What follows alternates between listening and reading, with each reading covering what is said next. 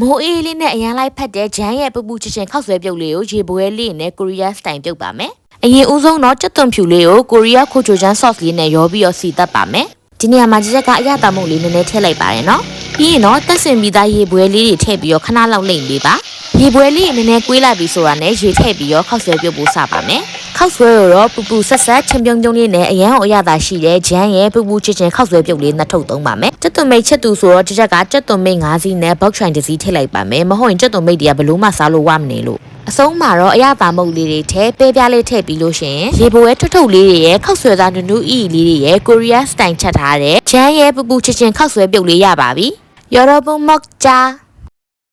အားလုံးပဲမင်္ဂလာပါရှင်ဂျယ်လီဘိုက်စ်ကနေပြန်လဲကြိုးဆိုပါရစေကြက်ပါဂျက်ကဒီနေ့မှာတော့ဂျန်ရဲ့ကိုရီးယားစတိုင်ပပူချစ်ချင်းအရသာခောက်ဆွဲပြုတ်လေးစားမှာဖြစ်ပါတယ်ဒီထဲမှာရေပွဲလေးနဲ့ပေါ့နော်ပြီးတော့ပဲပြားပါတယ်ကြက်သွန်မိတ်၅စီးရဲ့ဘောက်ချွိုင်တစ်စီးရဲ့ပါပါတယ်ကဲအဲ့ဆိုရင်စိုက်တော့မယ်စိုက်တော့ပါအောင်ရှင်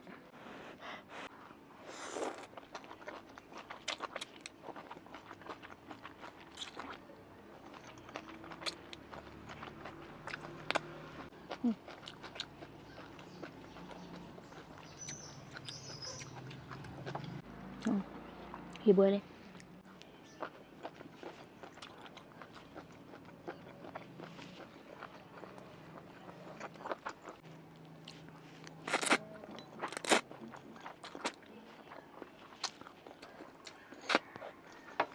ခောက်ဆွဲတဲ့နူးအီနေပဲ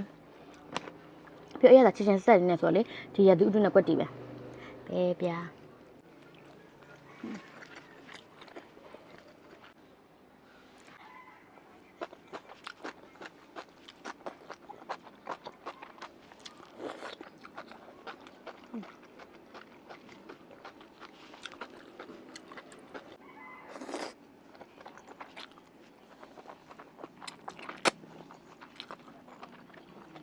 ရေပွဲလေးဖုံးကားနာ